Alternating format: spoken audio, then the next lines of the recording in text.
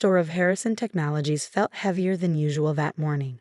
Maybe it was the weight of what I carried in my pocket. A stock certificate proving I now own 2% of my father's company.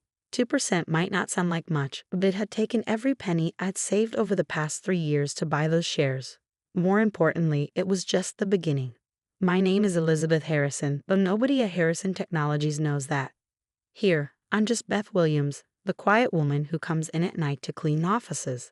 The same woman who spent the last 3 years watching, learning, and slowly piecing together her plan while the nighttime security guard dozes at his desk. I adjusted my cleaning cart, making sure the supplies were neatly arranged. Everything had to look normal, especially today. As I pushed the cart toward the elevator, I caught my reflection in the polished brass doors. At 28, I looked more like my mother than ever. The same dark hair, the same determined set to my jaw. My father wouldn't recognize me even if he looked straight at me. He hadn't seen me since I was a baby, and he never looked for me since. The elevator doors opened to the executive floor, and I stepped out into the familiar silence of the night shift. The floor-to-ceiling windows offered a spectacular view of the city lights, a view my father enjoyed from his corner office every day. I'd memorized every detail of that office during my late-night cleaning sessions. The vintage sailing photos on the walls, the collection of rare books he never read, and most importantly, the papers he carelessly left on his desk. "Evening, Beth," called out Jerry, the night security guard, barely looking up from his crossword puzzle. "Quiet night ahead." I smiled and nodded, the same routine we'd followed for 3 years. Jerry had no idea that under my cleaner's uniform, I wore a wireless earpiece connected to my phone. In my pocket, a tiny camera was ready to document anything interesting I might find on Alexander Harrison's desk tonight. Starting with the break room tonight, I said that I knew exactly where I'd be heading first. Harrison Technologies was about to announce a major acquisition, and I needed to know the details before making my next move. As I pushed my cart down the hall, I thought about how it all began. My mother, Sarah Williams, had been a junior accountant at Harrison Technologies 29 years ago. She'd fallen in love with the young, ambitious Alexander Harrison, who was already making a name for himself in the tech industry. The relationship had been brief but intense until she told him she was pregnant. His response had been swift and cruel. A severance package, a non-disclosure agreement, and a clear message to disappear. My mother, young and scared, had taken the money and moved across the country. She'd raised me alone, never hiding the truth about my father but never letting it define me either. "Get an education," she'd always said. "That's something no one can take from you." I did more than that. I earned my MBA, specialized in corporate finance, and spent 5 years at one of the top investment firms in New York, all while keeping tabs on Harrison Technologies and the father who'd never wanted me. The irony wasn't lost on me. I could have walked into Harrison Technologies through the front door, resume in hand, and probably landed a decent position. But that wasn't my plan. I needed to understand the company from the ground up, to see its true inner workings, not just what was presented in board meetings and quarterly reports. I approached Alexander Harrison's office, my heart rate picking up slightly as I inserted my cleaning key into the lock. The familiar click felt different tonight, more significant, maybe because this was the first time I was entering as a shareholder, even if a minor one. The office was exactly as he'd left it, papers scattered across the desk, his laptop closed but not locked away, a security oversight I'd noted months ago, and a half-empty coffee cup perched precariously near the edge of his desk. I started my usual cleaning routine, but my attention was focused on the documents partially hidden under a folder marked confidential.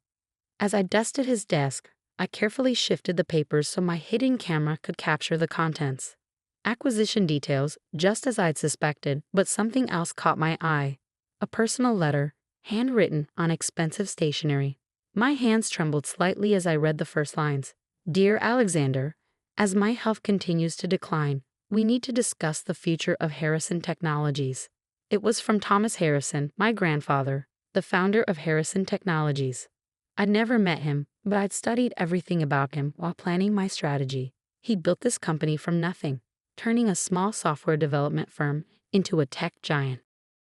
Now, at 82, he was apparently facing his mortality and questioning his son's leadership. I photographed the letter quickly, my mind already racing with the implications. If Thomas Harrison was worried about the company's future under Alexander's leadership, It could explain the rumors I'd been hearing about potential board restructuring. The sound of footsteps in the hallway made me freeze. Not Jerry's shuffling walk. These were purposeful steps, accompanied by voices. I quickly returned everything to its original position and grabbed my cleaning supplies, making sure to look busy as the office door opened. Need to handle this carefully, a male voice was saying. The old man can't just. Alexander Harrison stopped short when he saw me, his expression shifting from surprise to annoyance. What are you doing here? I kept my eyes down, playing the part of the apologetic cleaner. Sorry, sir. Just finishing up. I'll come back later. No need, he said dismissively. We'll be working late. Skip this office tonight. I nodded and hurried out, pushing my cart past him and the man I recognized as James Porter, the company's CFO. As I closed the door behind me, I caught a glimpse of my father's face. The face I'd studied in magazines and company photos for years. He looked tired, worried even. The letter from my grandfather must have hit harder than I'd thought. Back in the hallway, I let out a slow breath. Close calls were part of the job, but this one felt different. Maybe because I'd seen something in my father's eyes I hadn't expected. Fear. Alexander Harrison, the man who'd built his reputation on being untouchable, was afraid of losing control. I continued my rounds, but my mind was working overtime. The pieces were falling into place faster than I'd anticipated. Thomas Harrison's letter, the acquisition plans, the board restructuring rumors, it all pointed to a company in transition, and transition meant opportunity. 3 years ago, when I first took this job, my plan had been simple: gather information, build evidence of my father's questionable business practices, and use it to force him to acknowledge me. But somewhere along the way, it had evolved into something bigger. I didn't just want acknowledgement anymore. I wanted what should have been mine all along: a place at Harrison Technologies. Not as a cleaner, not even as Alexander Harrison's daughter, but as someone who could lead this company better than he ever had. The 2% ownership I'd acquired was just the beginning. With the right moves and the information I gathered, I could position myself to take control when the inevitable power struggle began. As I finished my shift and packed up my cleaning cart, I thought about my mother. She'd passed away 2 years ago, never knowing I'd taken this job, never knowing I found a way to infiltrate the company that had once cast her out. Part of me wished she could see me now, but another part was glad she couldn't. She'd always warned me about the price of revenge, about how it could consume you if you weren't careful. This isn't about revenge, I whispered to myself as I walked to my car. This is about justice. But as I drove home to my modest apartment, I couldn't help wondering if there was really a difference. The stock certificate in my pocket felt heavier than ever, a tangible reminder of the line I'd crossed. There would be no going back now. I parked in my usual spot and took the stairs to my third-floor apartment, my mind already working on the next phase of my plan. The letter from Thomas Harrison had changed the timeline. I needed to move faster, be bolder. If my grandfather was indeed dying, the power structure at Harrison Technologies would soon be up for grabs. Inside my apartment, I went straight to my home office, a small room that looked nothing like the modest dwelling of a cleaning woman. 3 monitors displayed stock charts, company news, and surveillance feeds. A wall of notes and photographs tracked the key players at Harrison Technologies. And in the center of my desk sat a photo I'd stolen from my father's office during my first week on the job. A picture of him and my grandfather at the company's IPO celebration. I pulled out my phone and downloaded the photos I'd taken that night. The acquisition documents would need careful analysis, but it was the letter from Thomas Harrison that held my attention. I read it again, slower this time, taking in every word. Dear Alexander, as my health continues to decline, we need to discuss the future of Harrison Technologies. Your recent decisions have given me cause for concern. The board shares my worries about the direction you're taking the company. I built this company on innovation and integrity, not just profit margins. Your focus on short-term gains over sustainable growth goes against everything I've tried to teach you. Perhaps my biggest failure was not seeing this sooner. We need to meet. There are things you don't know, decisions I've made that will impact the future of Harrison Technologies. Don't make me formalize this through the board. Your father, Thomas. I sat back in my chair, a smile playing at my lips. Thomas Harrison wasn't just worried about the company, he was preparing to take action. The question was, how could I use this to my advantage? I pulled up the company's shareholder registry on my computer. My 2% ownership was hidden behind a series of shell companies untraceable to me. But I wasn't the only one quietly buying shares. Several investment firms had been accumulating small positions over the past few months. Were they anticipating the same power struggle I was? A notification popped up on my screen, an email from my contact at the SEC. Another piece of the puzzle was falling into place. Tomorrow, I would take the biggest risk yet in my carefully orchestrated plan. Tomorrow, I would start the process of becoming Harrison Technologies' largest independent shareholder. As I prepared for bed that night, I caught my reflection in the bathroom mirror. For a moment, I saw my mother's face again. The same determination, the same hint of sadness around the eyes. "I'm doing this for both of us, Mom," I whispered. But as I lay in bed, staring at the ceiling, I wondered if that was really true. Was I doing this for my mother's memory, for my own sense of justice, or for something else entirely? The answer, I suspected, would become clear soon enough. The next few weeks would test everything I worked for. My father thought he was untouchable, thought he could dismiss people from his life without consequences. He was about to learn how wrong he was. I closed my eyes, already planning my next move. Tomorrow would be another night of cleaning offices, gathering information, and quietly building my case. But soon, very soon, Beth the cleaner would disappear, and Elizabeth Harrison would finally take her place at the company that should have been her birthright. The game was changing, and I was the only player who knew all the rules. The morning headlines hit like a bombshell. Harrison Technologies faces hostile takeover attempt. I smiled as I read the article on my tablet, knowing I had orchestrated every word. The 15% ownership stake I quietly accumulated through various shell companies had finally been revealed, sending shockwaves through the corporate world. My father's reaction was exactly what I'd expected. Within hours, Harrison Technologies issued a statement denouncing the opportunistic attempt to destabilize a great American company. Alexander Harrison, ever the showman, scheduled a press conference for that afternoon. I watched it from my apartment, still in my cleaner's uniform after finishing my morning shift. "This company was built by my father," he declared, his voice carrying that familiar authoritative tone.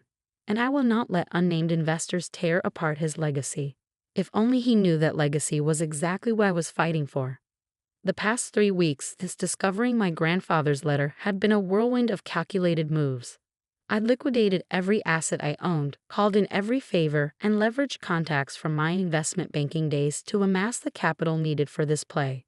The 2% stake I'd started with had been just the beginning. My phone buzzed. A message from Marcus, my old colleague from Goldman Sachs, who'd helped arrange the share purchases. "Board's calling an emergency meeting tomorrow. Your timing is perfect." Perfect timing wasn't luck. It was the result of 3 years of meticulous planning.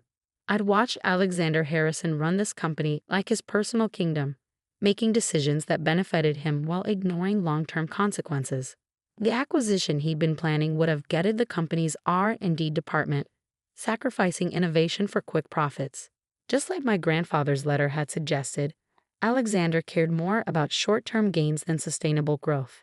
I changed out of my cleaner's uniform and into a carefully chosen outfit, a charcoal gray suit that cost more than Beth the cleaner made in 3 months.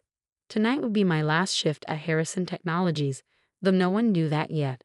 I had one final task to complete before revealing myself. The night shift started as usual. Jerry barely looked up from his newspaper as I wheeled my cleaning cart toward the elevator. But tonight, instead of heading straight to the executive floor, I made my way to the IT department on the 3rd floor. "Evening, Beth," called out Mike, the night shift IT tech. Like Jerry, he'd grown used to my presence over the years. Unlike Jerry, he'd actually been helpful, unknowingly providing valuable information about the company's network security. "Hi, Mike," I said, keeping my voice casual. "Server room needs cleaning tonight. Mr. Harrison's orders." Mike frowned. "Really? Nobody told me about that." I shrugged, pulling out a work order I forged. "Just following the schedule." He glanced at the paper and nodded. "All right, but be careful in there. Don't touch anything that looks important." If only he knew what I was really after. Inside the server room, I quickly located what I needed: the backup drives containing board meeting recordings from the past 5 years. My father, ever paranoid about leaks, insisted on recording every meeting. Those recordings had captured countless instances of his questionable decision-making, including discussions about burying negative product reviews and sidestepping regulatory requirements. I slipped the drives into a hidden compartment in my cleaning cart, replacing them with identical ones that contained nothing but static. By the time anyone discovered the switch, it would be too late. As I finished my rounds, I took one last look at my father's office. The space that had once intimidated me now seemed smaller, less impressive. The vintage sailing photos, the rare books, the elaborate desk, all of it spoke to a man more concerned with appearances than substance. "Goodbye, Beth," Jerry called out as I left for the last time. "See you tomorrow." "Goodbye, Jerry," I replied softly, knowing I'd never see him again. Back home, I carefully added the stolen drives to my evidence wall. Tomorrow, everything would change. The board meeting was scheduled for 9 a.m., and I had no intention of missing it. I spent the night reviewing my presentation, making sure every detail was perfect. The hostile takeover attempt was just the opening move. Once the board saw the evidence I gathered, the financial mismanagement, the ethical breaches, the pattern of decisions that put personal profit above company interests, they would understand why Alexander Harrison needed to be removed. Morning came too quickly and not quickly enough. I dressed carefully in a tailored black suit, my mother's sapphire pendant around my neck. The pendant was the only piece of jewelry she kept from her time with Alexander, a gift from him during their brief relationship. She'd given it to me on my 21st birthday, saying, "Remember who you are, not just whose you are." The Harrison Technologies lobby felt different as I walked through the main entrance instead of the service entrance. The security guard at the desk didn't recognize me without my cleaner's uniform. "May I help you?" I handed him my ID, my real ID. Elizabeth Harrison for the board meeting. His eyes widened slightly at the name, but he quickly composed himself and made a call. Within minutes, I was being escorted to the boardroom on the top floor. The room fell silent as I entered. 12 pairs of eyes turned to stare at me, but I only cared about 2. My father, standing at the head of the table, looked confused and irritated by the interruption. And my grandfather, Thomas Harrison, sitting in his wheelchair by the window, studied me with an intensity that suggested he already knew who I was. "Who are you?" Alexander demanded. "This is a private meeting." I smiled, feeling oddly calm. "My name is Elizabeth Harrison. I represent the investment group that now owns 15% of this company." I paused, letting that sink in before adding, "I'm also your daughter." The silence that followed was deafening.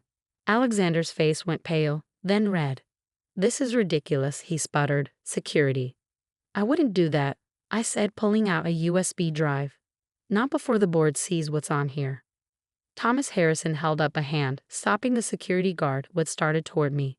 "Let her speak." For the next hour, I laid out my case. The financial records showing Alexander's mismanagement, the evidence of ethical breaches, the pattern of decisions that had weakened the company's competitive position. With each revelation, I could see the board members' expressions shifting from skepticism to concern to outrage. "This is a fabrication," Alexander interrupted, his voice shaking. "She's trying to destroy everything we've built." "No," I said firmly. "I'm trying to save it. I've spent the last 3 years learning this company from the ground up, watching you run it into the ground. I worked as a cleaner, coming in every night, seeing how things really operated when you thought no one was watching." Thomas Harrison wheeled himself forward, his eyes never leaving my face. "Sarah's daughter," he said quietly.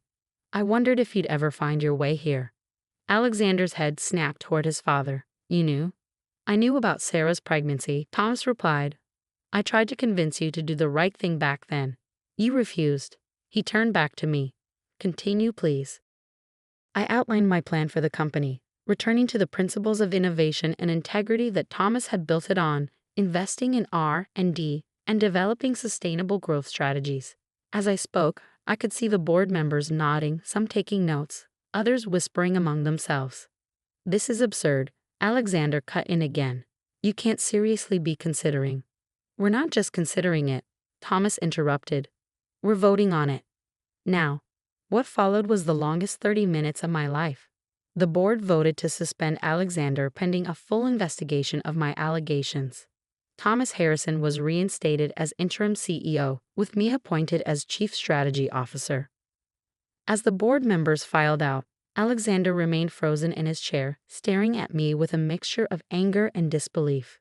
"Why?" he finally asked. "Why come back after all these years?" I met his gaze steadily. "Because this company deserves better than what you've given it. Because the daughter you dismissed might be the only one who can save your father's legacy. I built this company into what it is today," he protested. "No," Thomas said firmly. "You inherited a great company and nearly drove it into the ground. Elizabeth has shown more understanding of what Harrison Technologies should be than you ever did." As I turned to leave, Alexander called out, "You think this makes us family? You think this changes anything?" I paused at the door. "No, it doesn't make us family, but it does make me your boss." The look on his face as I walked out was something I'd remember for a long time. In the hallway, Thomas gestured for me to follow him to his private office. Once inside, he pulled out an old photograph from his desk drawer, a picture of my mother holding me as a baby. "I kept track of you over the years," he said softly. "Your achievements, your education. I should have done more." "Why didn't you?" I asked, the question I'd wondered about for years finally coming out. He sighed heavily. "Pride, perhaps, or cowardice. I let Alexander's mistakes become my own." He looked up at me, his eyes clear and determined. "But we can fix that now, if you're willing." I studied the man who was both stranger and family. "I didn't come here looking for a grandfather," I said carefully. "No," he smiled. "You came here to take control of a billion-dollar company, and you did it brilliantly." He wheeled himself to the window, looking out over the city.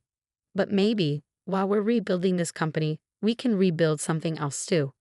I joined him at the window, thinking about everything that had led to this moment. The little girl who grew up without a father. The young woman who turned rejection into determination. The cleaner who became the boss. "Maybe we can," I said softly. The sun was setting over the city, casting long shadows across the office. Tomorrow would bring new challenges, restructuring the company, implementing my plans, dealing with the fallout from Alexander's suspension. But for now, standing next to my grandfather, watching the day end from an office I'd once cleaned, I felt a sense of peace. The game wasn't over, but the rules had changed, and this time, I wasn't playing from the shadows. 1 month after taking control of Harrison Technologies, I sat in what had once been Alexander's office, reviewing the latest financial reports. The vintage sailing photos were gone, replaced by charts tracking our new R&D initiatives. The pretentious rare books had given way to actual technical manuals and industry analyses. This wasn't just an office anymore. It was a command center for rebuilding the company. My phone buzzed with a text from Thomas. "Board meeting in 20 minutes. Alexander's appealing his suspension." I wasn't surprised. My father had spent the past month building his case, claiming I had obtained information illegally during my time as a cleaner. He'd hired the best lawyers money could buy. Though that money was quickly running out, the board had frozen most of his assets pending the investigation. "Ready?" Thomas asked, wheeling himself into my office. Despite his declining health, he'd been an invaluable ally during the transition, helping me navigate the complex relationships within the company. "Always," I replied, gathering my files. "How many board members is he trying to sway?" 3, Thomas said grimly. "Morton, Chen, and Davis. They're old friends of his, worried about their own positions if all his decisions come under scrutiny." I nodded, having expected this. "Then it's time to show them what I found in the server room backups." The boardroom looked exactly as it had a month ago when I'd revealed my identity, but the dynamics had shifted dramatically. Where once I'd been the outsider forcing my way in, now I sat at the head of the table, Thomas at my right hand. Alexander and his lawyers sat at the far end, like supplicants before a court.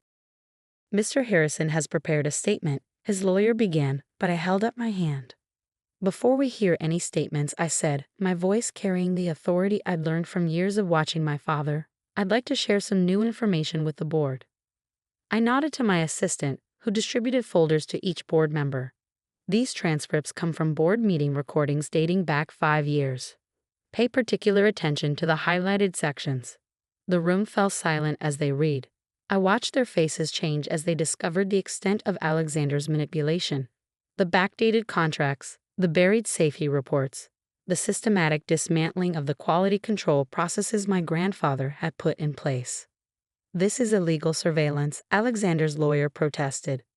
These recordings were made on your client's own orders. I interrupted. Every board meeting for the past 5 years, recorded and archived. Company policy, isn't that right, Dad? Alexander's face had gone pale. He knew what those recordings contained. Every unethical decision, every manipulation, every time he put his own interests above the company's. Morton, I said, addressing one of his allies directly, pay special attention to the discussion about the pension fund investments. Notice how your name comes up. Morton's hands trembled as he read the relevant section. The other board members leaned over to look, and I could see the moment they understood. Alexander hadn't just betrayed the company. He implicated many of them in his schemes. This is a witch hunt, Alexander said, standing up.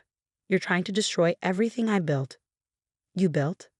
Thomas's voice cut through the room like steel. You inherited this company when it was at its peak. You inherited a legacy of innovation, of integrity. And what did you do with it? I made us profitable, Alexander shot back. I kept us competitive. You made yourself profitable, I corrected, pulling out another document. This analysis shows the correlation between company decisions and your personal stock trades. Notice how you always seem to sell before bad news went public, or buy before positive announcements. The lawyer whispered something urgently in Alexander's ear, but he brushed him off. You're just like your mother, he spat. She tried to trap me too, showing up with her pregnancy test and her dreams of playing happy family. The room fell silent. I stood slowly, letting his words hang in the air. My mother never tracked you. She loved you, believed in you. Her mistake was thinking you were capable of loving anything other than power and money. And what do you love? He demanded. You infiltrated this company, spied on us, manipulated your way into control. I love what this company could be, I said firmly. What it was meant to be. I spent 3 years cleaning these offices, watching talented people being held back by your ego. I saw innovations buried because they didn't fit your short-term profit goals.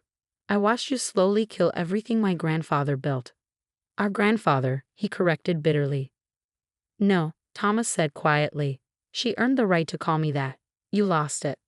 The board voted unanimously to make Alexander's suspension permanent. His allies, seeing the evidence of his manipulation, turned on him to save themselves. As security escorted him out, he turned to me one last time. You think you've won? He asked, his voice breaking. You think you can run this company better than I did? I met his gaze steadily. I already am. The next few hours were a blur of paperwork and preparations. The press would need to be notified, statements prepared, markets managed. But before all that, I had one more task to complete. I went down to the lobby where Jerry was just starting his night shift. He looked up in surprise as I approached his desk. Ms. Harrison, he said uncertainly. I guess you were Beth? I don't. I smiled, holding out an envelope. Thank you, Jerry, for being kind to the cleaning woman who never existed. Inside the envelope was a promotion letter. Head of Building Security reporting directly to me. His eyes widened as he read it. I don't understand, he said. Why? Because you treated everyone with respect, regardless of their position. That's the kind of person we need here. Next, I visited Mike and it. He got a promotion too, along with funding for the security upgrades he'd been requesting for years. One by one, I sought out the people who'd shown kindness to Beth the cleaner, who'd done their jobs with integrity even when management didn't care. That evening, as the sun set over the city, I found myself back in my old cleaning closet. My cart was still there, though someone else would be using it now. I ran my hand along the handle, remembering all the nights I pushed it through these halls, gathering information, building my case, preparing for this moment. Having second thoughts? Thomas asked from the doorway. I turned to face him, smiling. No, just remembering where I started. He wheeled himself closer, looking thoughtfully at the cleaning supplies. You know, I've been thinking about what you said in the board meeting, about what this company could be. And I think you're already making it happen. He pulled out an old photograph. Not the one of my mother this time, but one I'd never seen before. It showed him as a young man, standing in front of a tiny storefront with a hand-painted sign, Harrison Electronics. I started with nothing, he said softly, built it all from scratch. Your father never understood that part. He was born into success, never had to fight for it. Like me, I pointed out. He shook his head. No, you fought harder than anyone. You could have come in with lawyers and demands, tried to claim your birthright through the courts. Instead, you learned this company from the ground up. You earned every bit of it. I felt tears threatening but held them back. I'm not finished earning it. No, he agreed. But you've made one hell of a start. The next morning, I arrived early to find a line of reporters outside the building. News of Alexander's permanent removal had leaked, and everyone wanted the story. I straightened my jacket, touched my mother's pendant for luck, and stepped out of my car. Ms. Harrison, they called out, is it true you worked as a cleaner here? Did you really spy on your own father? What are your plans for the company? I paused at the top of the steps, thinking about everything that had brought me to this moment. The little girl who grew up without a father. The woman who spent years planning her revenge. The cleaner who became CEO. Harrison Technologies is entering a new era, I said clearly. We're returning to our roots of innovation and integrity, while moving forward into the future. As for working as a cleaner, yes, I did. Because sometimes the only way to really understand a company is to see it from the ground up. Later that day, I received a package. Inside was a frame containing my old cleaning uniform, with a note from Thomas. Never forget where you started. It's what makes you different from him. I hung it on my office wall, right where Alexander's sailing photos used to be. A reminder that success isn't about what you're given, but what you're willing to work for. That evening, as I worked late in my office, I caught a glimpse of the night cleaning crew starting their rounds. They moved differently now, heads held higher, more confident. Word had spread about my story, and suddenly the invisible workers weren't so invisible anymore. I touched my mother's pendant, wishing she could see what I'd accomplished. She'd always told me that revenge wasn't the answer, that it would consume me if I let it. But this didn't feel like revenge anymore. It felt like justice, like restoration. My phone buzzed. A message from Alexander's lawyer. He wanted to meet, to discuss terms. I deleted it without responding. There was nothing left to discuss. The past was the past, and I had a company to run.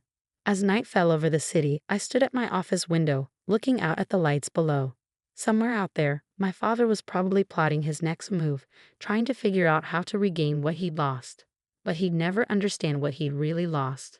Not the company, not the power, but the chance to know his daughter. His loss, I decided. I had work to do. The cleaning cart still sat in my old closet, a reminder of where this all began, but now it was just that, a reminder.